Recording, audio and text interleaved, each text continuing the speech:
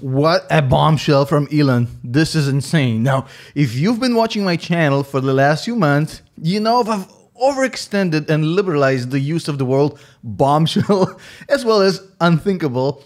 But this is not one of those cases. This is actually huge. You have to see this. This is pretty insane, wild. Now, here's the thing. ARK Invest just updated their model, basically saying the Tesla is a $3,000 company by 2025. Now, in the past, Elon Musk always stayed away from this. In fact, he was always the contrarian. He tweeted at Cathie Wood saying, I don't think your numbers are realistic. I don't think we can get there this fast. He actually said to his employees, hey, ignore the stock price. It doesn't matter. The dude actually sent a tweet saying that the stock price is too high. This is insane. Now, I think this was definitely the right approach, and I agree with him. Employees shouldn't be obsessing about stock price. They should be obsessing about the company. However, unlike all the bears and the Gordons, which are going to come out of their holes basically saying, well, Elon is obsessing about the stock price. This is ENRON 2.0, blah, blah, blah, blah, blah, blah, blah, blah, blah. Chill the fuck down. Here's what's going on. He's using that to actually put some fire under their butt. Basically saying, hey, we can be the biggest company in the world. Look, I agree with her. As long as we can get shit done. He needs to motivate these employees because right now, as a coach, for example, when you look at your team and you're leading by 25 points, which they are, things get complacent. I mean, people start to joke around, things loosen up. He needs to point them into the trophy and say, hey, this trophy can be ours. We just have to keep executing.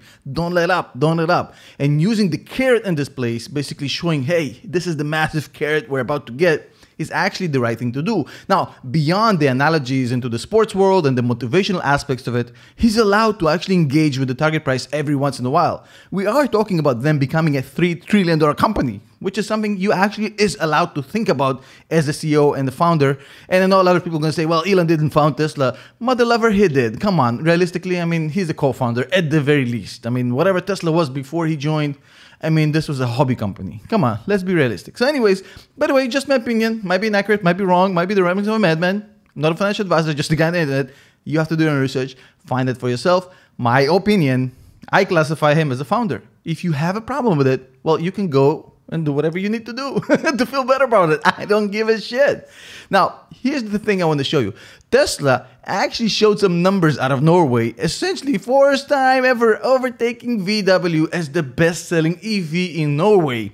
Which is very unfortunate for Gordon Johnson because Norway was the last country he was holding on to as a drowning man, holding out to paddle, trying not to drown, basically saying, well, look at Norway. VW is beating Tesla in Norway. So that thing is over, as you can see on the screen right now. This is pretty much a done deal. Norway is being overtaken by Tesla. And if you look at the chart, you see the trend where Norway is headed. I mean, Tesla almost looks like it has a hardline demand.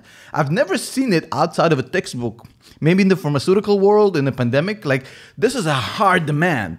That's what she said. But hey, Gordon Johnson just actually had a spat with me on Twitter reacting to my tweets, which I'm honored to. Thank you, Gordon. Basically adding more countries into the mix and combining a few countries just to show that Tesla is losing market share.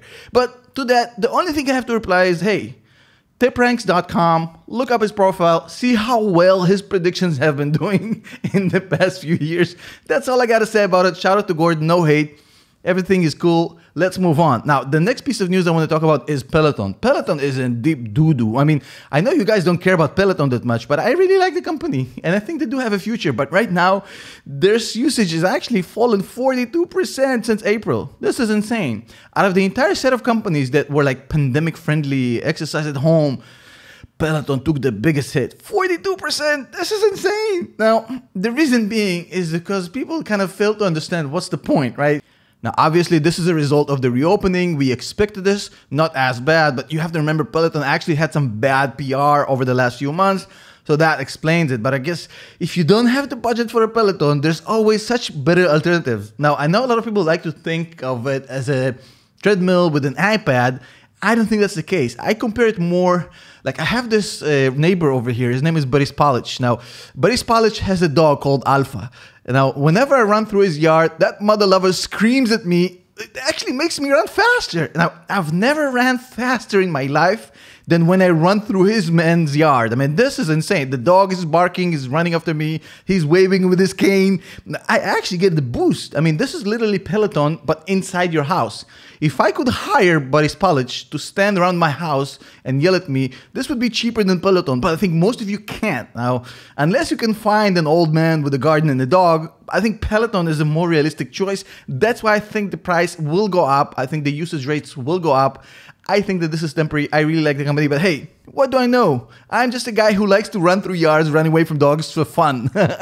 Now, on unrelated news, China's Didi actually came out and said, well, dudes, no news is good news. Fake news is fake news. They're basically saying, well, guys, China isn't trying to get over a company. There's no issues. Nobody's taking over. This is all fake news. And now everybody in the comment sections of every single article will be like, oh, China FOD. You see this? This is China FOD. Didi just told us it's not happening. And that is some naive ass shit. Now, let me explain what's going on here. We have a Chinese company denying a rumor about the CCP.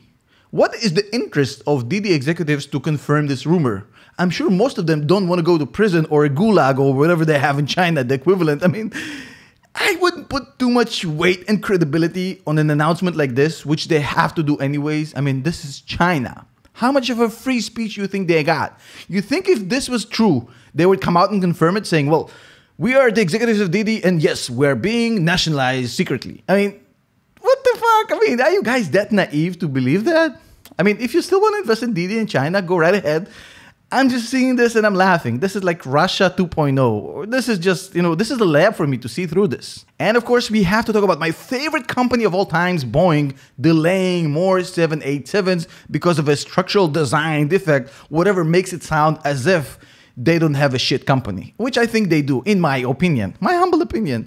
Now, essentially, they're delaying the 787s, which goes on top of the 737 MAX they can't sell because, yeah, there's a lot of bad shit that happened with Boeing. So basically right now, Boeing has about $20 billion of inventory sitting on the ground, which they can't move because of regulatory issues. Essentially, if you read the articles, the FAA won't let them sell the 787. They're there in the inventory. They're just not allowed to sell them because it's a shit plane, in my opinion, allegedly.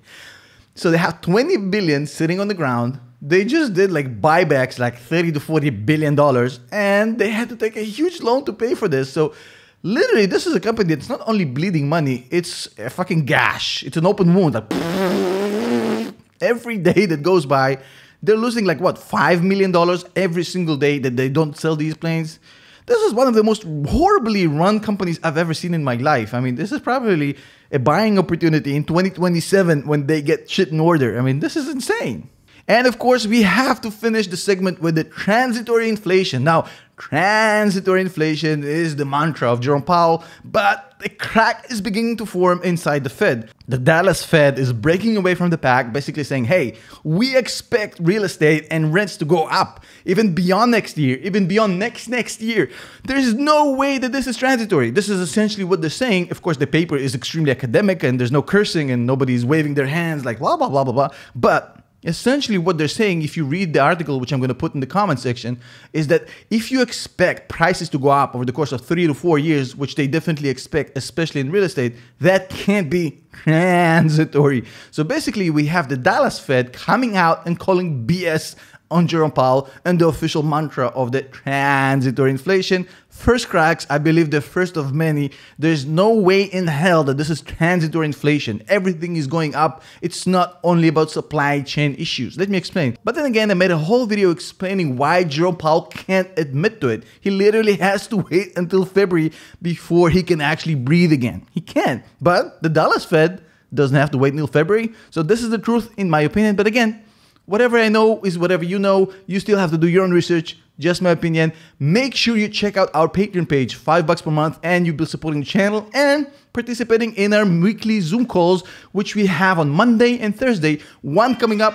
The fuck is this? Anyways, before we got interrupted, I was about to say we do have a Zoom call on Labor Day coming up on Monday. So if you join today, you can join the Zoom call tomorrow. The link, the description, all of this is actually in the Patreon page. Go right ahead, sign up, and you'll be supporting the channel, so why not? But if you don't want to do it, that's fine. Just keep watching the video. Don't click nothing, don't smash nothing, don't buy nothing. No courses, nothing to sell. Just watch the videos for free, enjoy the information, and I'll see you tomorrow.